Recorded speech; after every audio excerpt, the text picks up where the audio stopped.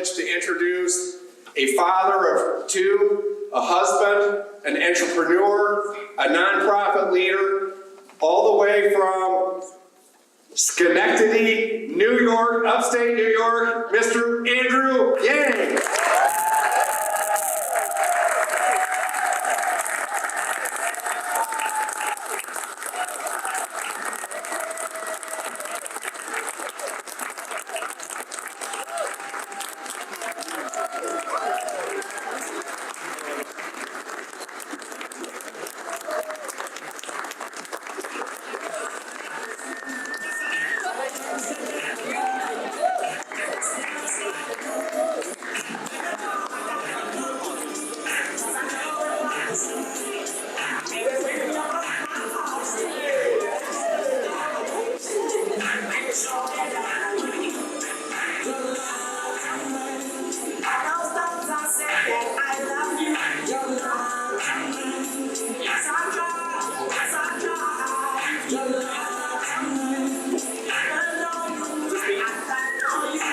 Hello everyone, thank you so much for coming out.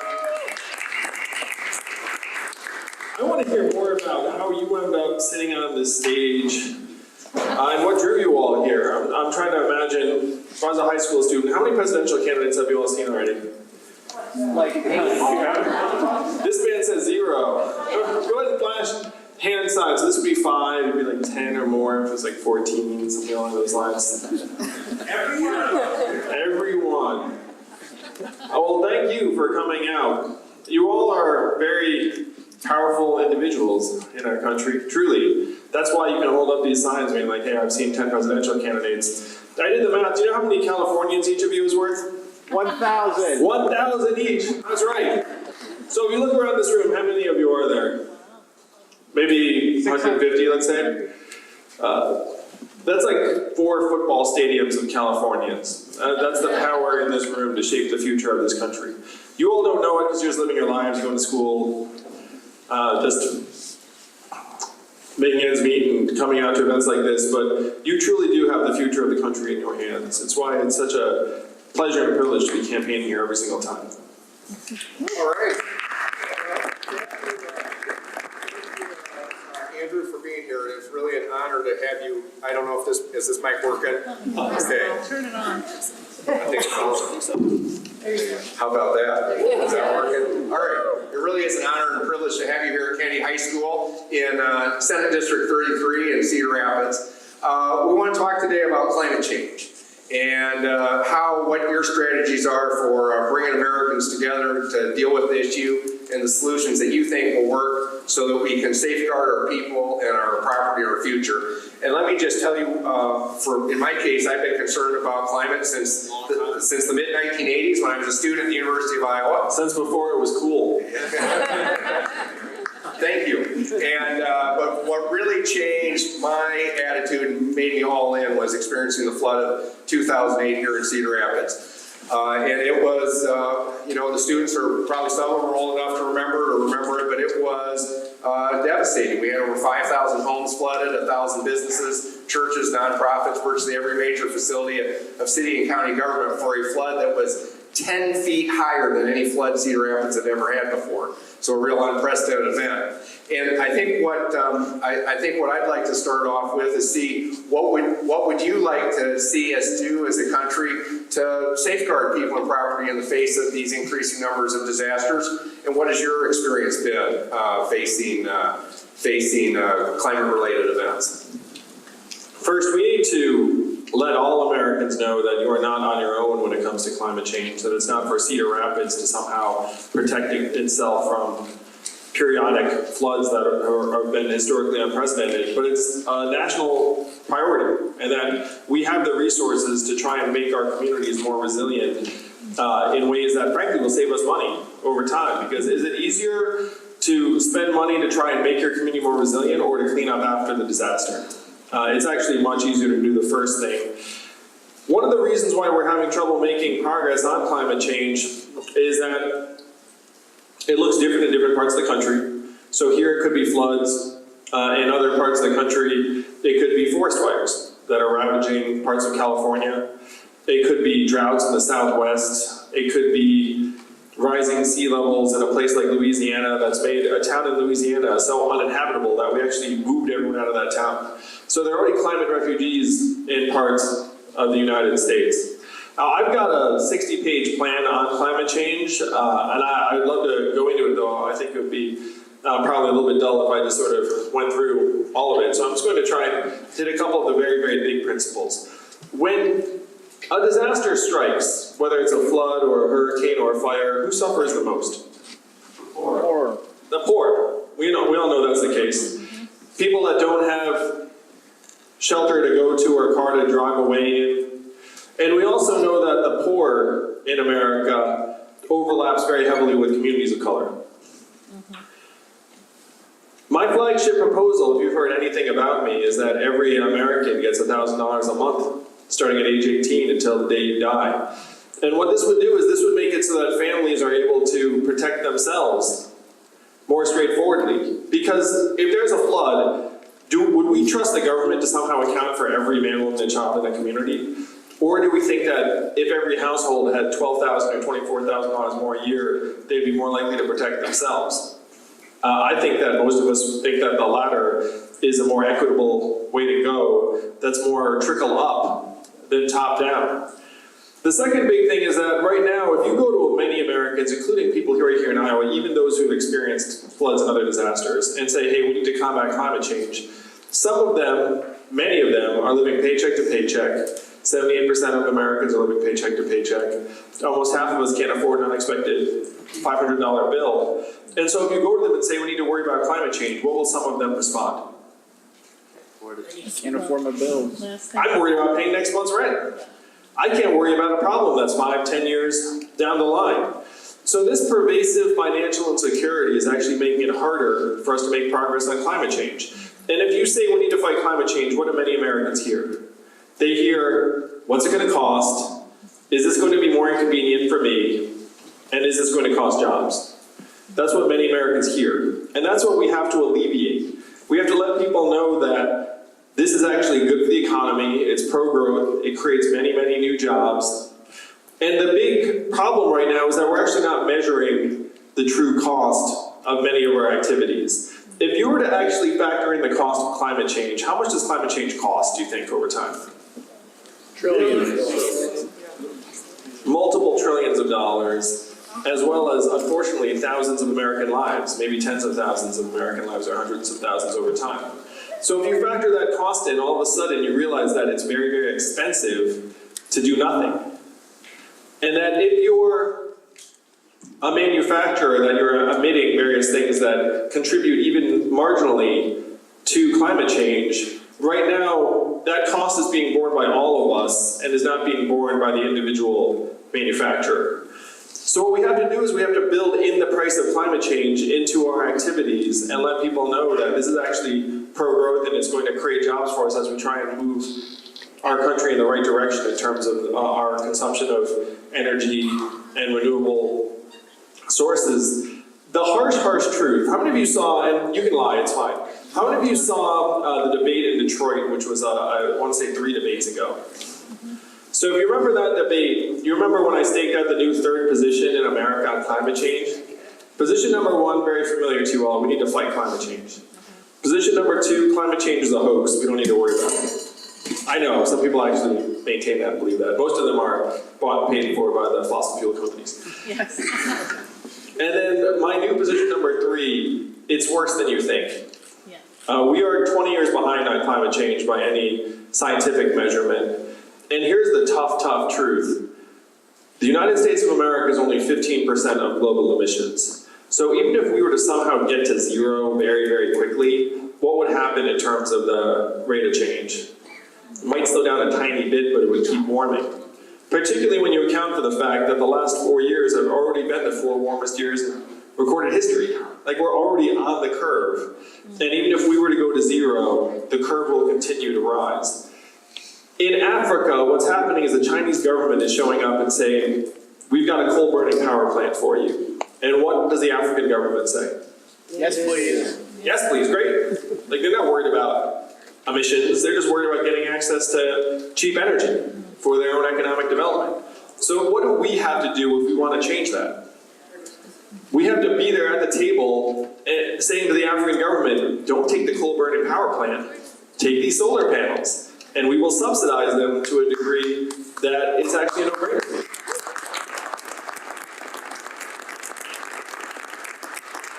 We subsidize different exports all the time, but we are not at that table with the African government, and that's where we need to go. We need to get our own 15% under control, and then we have to export renewable technologies as quickly and as cheaply as possible.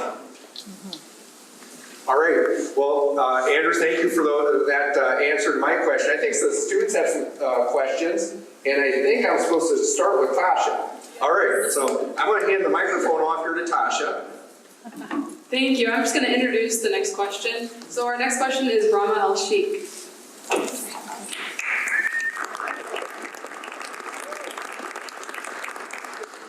Hi, my name is Rama El-Sheikh. I'm a junior at Kennedy High School.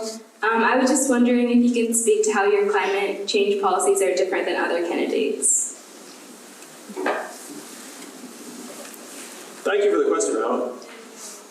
My climate change policies are different in three big ways. Number one, I don't pretend that government's going to be able to get it all right, and I put economic resources directly in the hands of families so that you all can make your own homes more resilient and protect yourselves. Number two, I'm much more aggressive in terms of the international sources of emissions. A lot of the other plans out there just talk about getting ourselves under control, and this is a very common American take on things, is that we're the center of the world. It's like, I mean, we are one of the largest emitters, but still 15% isn't 100%. And so I'm much more aggressive in terms of trying to bring the world in the same direction. Number three, I account for the fact that we're already experiencing this in our communities now. We need to spend hundreds of billions of dollars protecting our communities right now, not leaving communities on their own. And this takes a different form. I've been in New Hampshire a lot because I'm running for president. And in New Hampshire, they have coastal flooding, and there was a multi-million-dollar shrimping business in Portsmouth that went to zero because the water got too warm and all the shrimp died. So there are all of these different costs that different communities are incurring right now. Like, none of this is speculative. And I believe that I'm much more clear-eyed about the fact that these costs are already hitting our communities in myriad ways, and that we need to put federal resources to work to protect our communities immediately.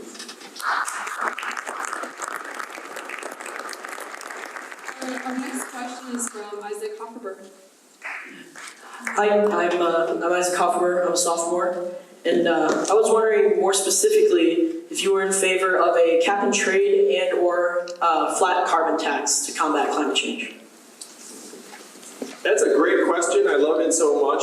When I was talking about how you have this negative externality of emissions and it's not priced into the cost of your doing business, that's exactly what I was talking about. We need to put a price on carbon emissions and have that money go towards moving us in the right direction. So I'm for cap and trade. I would set an initial price of $40 a ton and then have it elevate over time to help companies have incentives to clean up their operations. The Republicans have historically liked this because it's a market-based mechanism to reduce emissions and increase the investment in sustainable forms of energy. So yeah, I love it, man. Carbon fee and dividend, let's do it.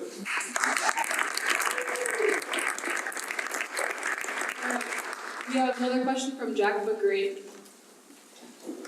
I'm Jack, I'm a junior, and I would like to ask, as president, how would you ensure that any new measures you take to combat climate change are not simply reversed by the next president? This is very ambitious, but I'm the only presidential candidate that has proposed a constitutional amendment to make safeguarding the environment.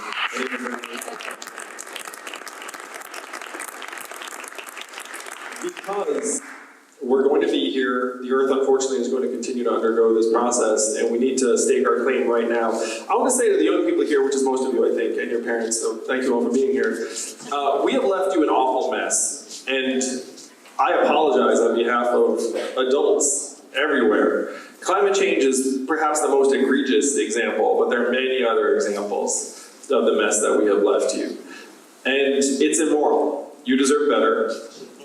You know, the worst thing is that in some ways I think we blame young people themselves. We said it's somehow your fault, which is utterly ridiculous. Like, how the heck could you have caused any of this? You just got here.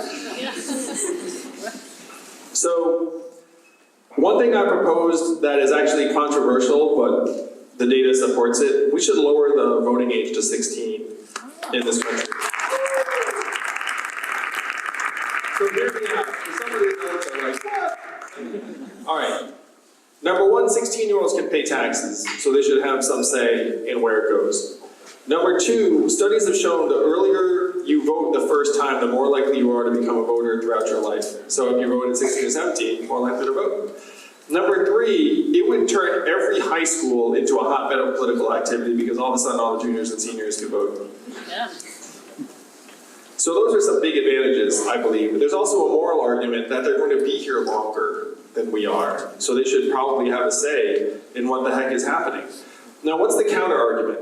The counter argument is that 16-year-olds don't know enough to be able to vote. That you're not mature enough, you're not informed enough. And I don't buy that argument, in large part because many of you are very, very informed. But also, it's not like we're giving voters a pop quiz when they show up to the polls right now. We have a lot of low information voters out there.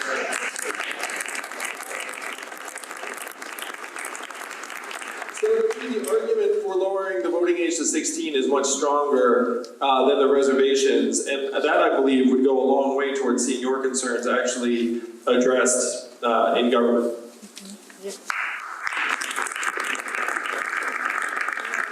Our next question is from Sabrina Jackson. Hey, Sabrina. So how would you approach a conversation with someone who doesn't think climate change is real? Because there are people in the community, even when you pretend, like you give them the facts, they say, oh, that's all fake. That's a great question, Sabrina, and I think this is a sign of where we've gotten to as a country, where no one trusts anything. You look at our measurements of trust in government, or unfortunately doctors, or the media, they're all at multi-decade lows. And so if you try and convey science and facts to someone, they'll be like, yeah, it's all some strange conspiracy and agenda. That's what we have to try and reverse together as a country. It's a very tall order, because when you lose trust, it's actually very hard to get it back. This is true in relationships, it's true in society, it's true in institutions. This may be a stretch to some of you, but I believe it's actually related to this mindset of scarcity that has now dominated our country. Mindset of scarcity is like, I'm not sure if I can pay next month's bills, there's not enough to go around, if you get it, I'm somehow losing, like you win, I lose. Like that's a mindset of scarcity. And studies have shown that if you can't pay your bills, it has the functional impact of decreasing your IQ by 13 points, or 1 standard deviation. So if you have the sneaking feeling that many Americans are getting less reasonable, less rational, less open to science and facts, less oriented toward the future, we almost certainly are becoming all of those things, because that is what you would expect if you were to introduce pervasive financial insecurity into a society. If people can't pay their bills systemically, they're likely to become less reasonable, less rational, et cetera, et cetera. So if we can reverse this mindset of scarcity, even partially, what's the opposite of a mindset of scarcity? Abundance. A mindset of abundance, that's right. That if you get it, great, I get it too. There's plenty to go around. The possibilities are endless. It's funny, when I say all these things, you're like, wow, that doesn't seem very familiar in America today. But it needs to become more familiar to us all. We're the richest, most advanced society in the history of the world. It does not feel like it to most of us because we're not seeing the gains in our communities. That's what we have to change.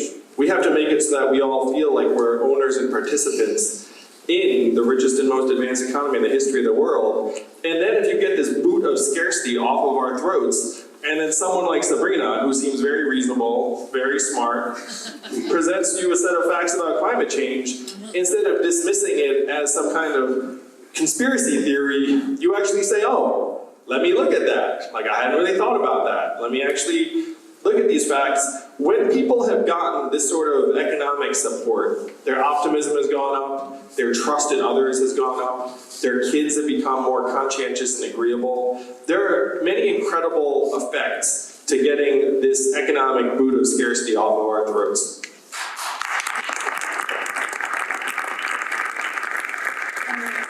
Another climate change related question from Nick Hand. Hi, so on your website, you have policy relating to flood prevention and moving our people to higher ground. So in your opinion, is it more important to prevent floods or to move people away from them in the first place, and why? We're in a crisis situation where you have to consider every alternative simultaneously, so it's not an either or. If you can arrive at a place and say, look, if we put up levees and invest in various supports, we can prevent floods, then we should do that. And then if after you do that, you look around and say, hey, some of these areas are very flood prone, and it could be that we should invest in resources to potentially have folks feel like they want to develop new properties in a different area, we should do that too. It's just that right now, we're not doing either of those things adequately. Right now, our infrastructure is falling apart. The engineers of America evaluated our infrastructure, and what grade did they give us? D. A D, that's right. We're coasting on the investment of decades past, and the infrastructure deficit, I believe, was measured at something like $4 trillion. This is something I can't believe Donald Trump didn't get right. I thought at least he'd build us some roads and bridges just to stick his name on it. You know what I mean? I was willing to accept it.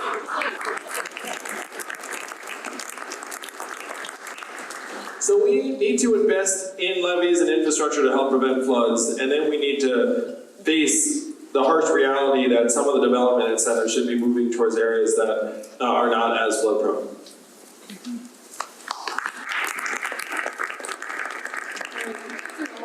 About climate change. I don't know if anyone else has some, otherwise we have questions related to your campaign. We can ask those too. Alright. You have time to start? Alright, we're gonna have Zena Abushar ask a question. Hi, I'm Zaina. And in terms of American foreign policy, do you think we should intervene to help global communities in crisis, like Syria, where I'm from? And if you were elected to be president, how would your administration implement solutions to help these communities and place moral interests over economic interests? Can you tell me a little bit more about your background? I'm just now very interested in your family. Yeah, I came from Syria about 5 years ago. And was that as a asylum seeker, refugee, or is it your... No, that's fine. We need to rebuild our partnerships and alliances abroad. Donald Trump has cast himself as this erratic and unpredictable leader, and it's made it so that even our longest-standing allies and partners don't know if they can rely upon us. At the same time, we've been in a constant state of armed conflict for 18 years since 2001, and that's not the will of the American people, and that's not the way it was drawn up in the Constitution. What does the Constitution say about the ability to send troops and declare war? Act of Congress, remember that? Act of Congress? It's been a long time since it's been an act of Congress. What happened was in 2001, Congress signed this authorization to use the military force and then washed their hands of it and said, the president can do whatever they want. And here we are 18 years later. I have a three-part test as to whether we send troops into a foreign theater, and I believe Syria may qualify. Number one is that there needs to be a clear and vital American national interest at stake, or the ability to avert a humanitarian catastrophe. Number two, we need to have a very clear and defined timeline that we believe in, that we can get troops out. Look our armed force in the eyes and say, you will not be there for 18 years, you're going to be here for this timeline, and we mean it. And number three, we need to have partners and allies that are willing to join us in the mission. If these three things are in place, then to me, military intervention could be the right thing. In order to enforce American values abroad, right now we're in a weaker and weaker position to be able to say, hey, you should curb human rights abuses in Syria or China or in other parts of the world. And that is the challenge for the next president, to rebuild a world order where we can actually say to countries, there will be serious consequences if you do things that abuse human rights in your own people and within your own borders. And I believe we can get back to a point where we can make that case very powerfully and show countries that following our example is a much better way to go for their own progress than taking advantage of their own people.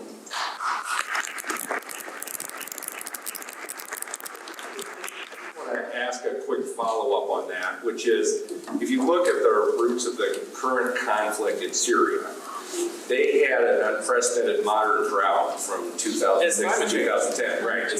And I just, in terms of, one of the things I think people have trouble envisioning is the number of climate refugees the world may be facing in the coming decades. And I just would, how do you feel like you can approach helping countries for right now, the border issue and what's happening in Central America? There's a lot of climate-related refugees there. So I'd like you to talk a little bit more about that.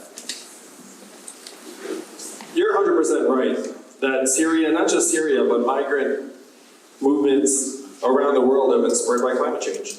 If you have a drought and you can't feed your families, what do?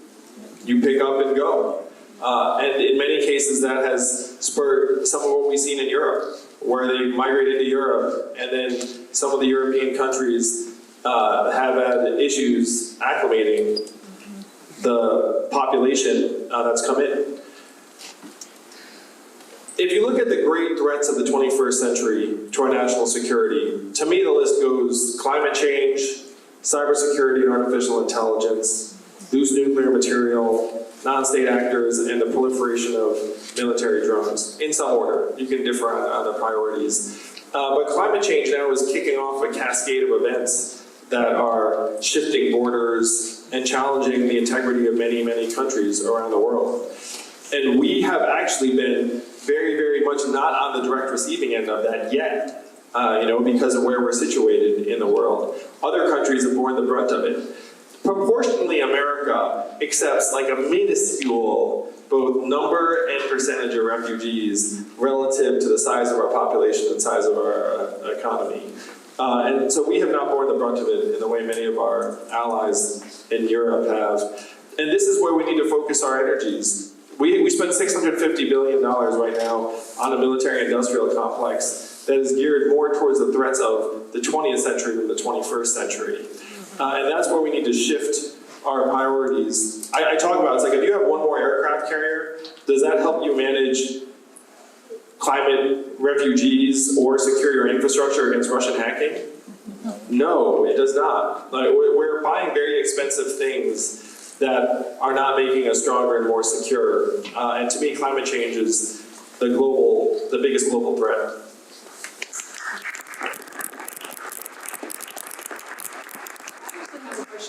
So in Best Buddy, or at Kennedy, I'm very involved with Best Buddies. Over the last few years, we've seen opportunities within the disability community be heavily diminished. How do you plan to reestablish these freedoms and to promote inclusion in our society?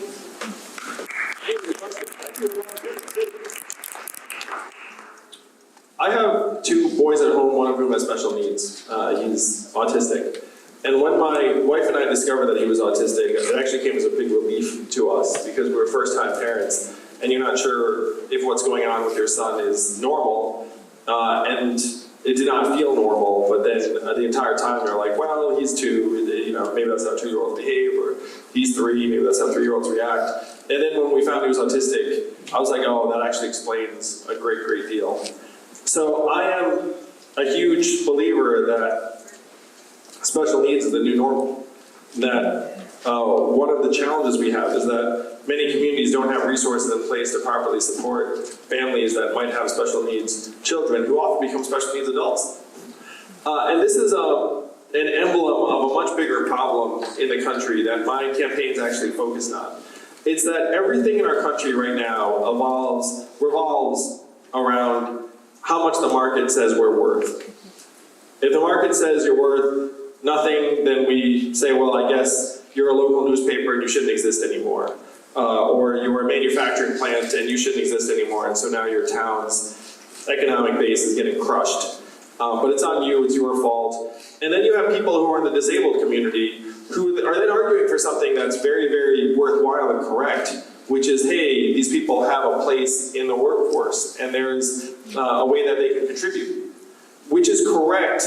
But the bigger picture is, why are we arguing as if economic value and human value are the same things? Like, if someone is nonverbal and not able to contribute to a work environment, that's fine too. And we need to have the resource in place where that person has a happy, fulfilling life, just like someone who has skills that the market's excited about.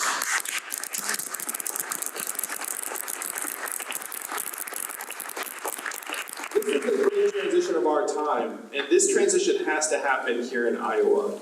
One of the things I'm trying to present to the American people, and I think someone said it earlier on, we're in the midst of the greatest economic transformation in the history of our country, the fourth industrial revolution.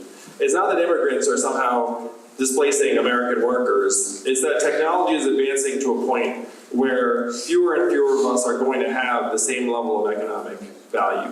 Now that seems very dramatic, but how many of you have noticed stores closing around where you live here in this part of Iowa? And why are those stores closing? Amazon, that's right. Amazon's sucking up $20 billion in value every single year. How much did Amazon pay in taxes last year? Zero. Zero. They're closing 30% of your stores and malls. Being a retail clerk is the most common job in your state, and they're paying zero in taxes. You're getting sucked dry. That is your math, Iowa. And you don't think of that as robots and technology, but if you go to the Amazon Fulfillment Center, it's wall-to-wall robots and machines. Eventually, that's going to start hitting your highways in the form of self-driving trucks. And what I say to people is, look, it doesn't matter if the trucker was hardworking and conscientious or not. The robot truck can go 24/7 and never stop. So we have to get our heads up and evolve in the way we think about ourselves and our own value. Not say, oh, the market is all seeing and all knowing, because it is not. And the clearest example, what does the market value my wife's work at, who's at home with our 2 boys every day? Zero. Zero. And we know that's perverse. We know that's the opposite of the truth. So we need to start recognizing the most important work in our families and communities every day. But it will not happen unless you all make it happen. There is no other Iowa. You are the only people who can rewrite the rules of our economy to work for us, the people of this country.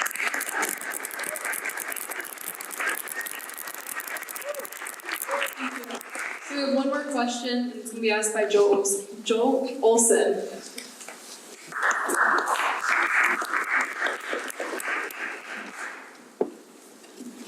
I was wondering, I'm Joe, what will you do to curb China's growing political and economic influence on the world stage? I'm glad you asked, Joe. I do have a joke about this, which is, it's like, of course, ask me the China question. That was more of a debate question than anything else, because the first couple debates, they kept asking about China. That said, China is our biggest economic rival moving forward. And I am deeply concerned that they are going to leapfrog us in artificial intelligence. Now, this is going to get a little bit wonky, but I'm going to go into it because I think it's important. There was a period when artificial intelligence depended upon various research breakthroughs. Now, there was one giant breakthrough called machine learning, where all of a sudden you had algorithms that would get smarter based upon how much data they had. No one has more data than China. More people, more interactions, and essentially zero privacy rights. So the Chinese companies have more access to more data that can make their algorithms smarter faster.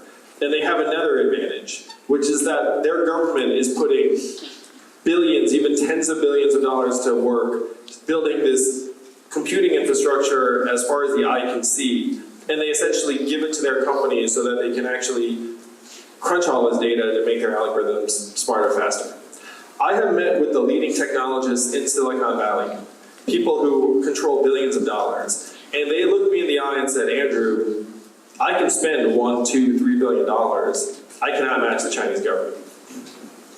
How much is the United States putting to work to help support our technology players in this field? Nothing. Essentially nothing. Near zero. How is this going to play out over time?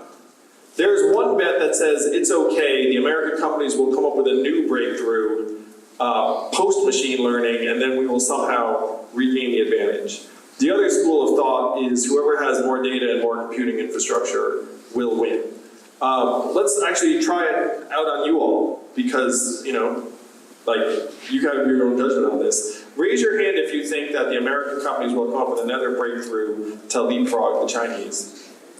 Raise your hand if you think that whoever has more data and computing infrastructure is going to win. Me too, honestly. You know, like, yeah, it's like at this point, if you have enough data, you will win. So what does this mean for us moving forward? It means that we are being threatened in a field that we invented, more or less. I'll tell a joke that used to be funny. How far behind is China in AI? How far behind are they from us in artificial intelligence? And the joke answer used to be 12 hours. Because they would wake up and then just see whatever we did. Copy. But now the joke stopped being funny because it could be that they are not 12 hours behind us. They could be 5, 10, 20 years ahead. So I would sit with our tech companies and say, look, we're going to support you and make sure that you're competitive with the Chinese in terms of resources, but we have a trade-off for you. The trade is that you have to have someone from the government who's just hanging around making sure you don't break things on an epic scale. And the technologists I've talked to say that is a fair trade. The technologists I've talked to have actually said, we welcome some degree of government intervention, because right now, if you're a tech company investing in artificial intelligence, this is what one of them said to me, a very famous one. He said, all of my incentives are to go as fast as possible. And those are not the right incentives when it comes to artificial intelligence. Because if you have 6 major tech companies all competing, they're all just going to go as fast as possible. What do you think is the likely outcome? Terminated. Someone does something disastrous eventually. Literally, one of the technologists themselves were like, look, my incentives are going to lead one of us to do something we do not want to do. So please give us some guardrails. This is a technologist asking for guardrails. This is not a customary ask on their part. So they're cool with the trade if I say, look, we will help support you in the computing infrastructure, but you need someone around that you respect to make sure you don't break things. And then we start a world data organization that's patterned after the World Trade Organization around data and technology. You get the EU and Japan on board, and then you set international standards. Right now, China's developing their own technology ecosystem. They're trying to export it to Africa again. That's like, isn't it funny? It's like always is China telling Africa, it's like, hey, here's a gold-burning power plant. And why use Google? Why not use our operating system? And believe it or not, there are a couple African countries that felt bullied enough to say yes. They did not want to say yes, because no one wants to get rid of Google and bring in this crappy Chinese operating system. No, it's true. I mean, over time it may become less crappy. That's what the Congolese are hoping. They're like, oh man, we adopted this crap Chinese system. Like, I hope they make it better. Anyway, so this is real. This is what's happening. So you build a world data organization, and then just like China felt like it had to conform to various international standards to join the WTO, we try and get them to say, okay, I need to get some of my abuses under control to join the World Data Organization.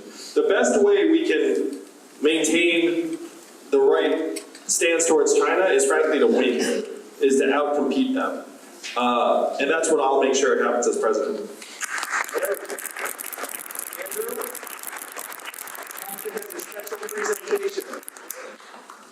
We got you guys some Kennedy hats. Thanks for coming out and talking to us.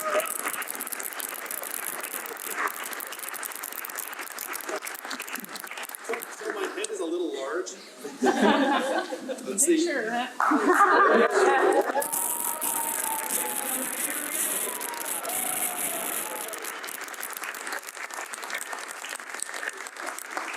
Yeah. All right, so here's the deal. Mr. Yang will be available to visit with people individually up here. And one more round for the Kennedy High School Young Democrats.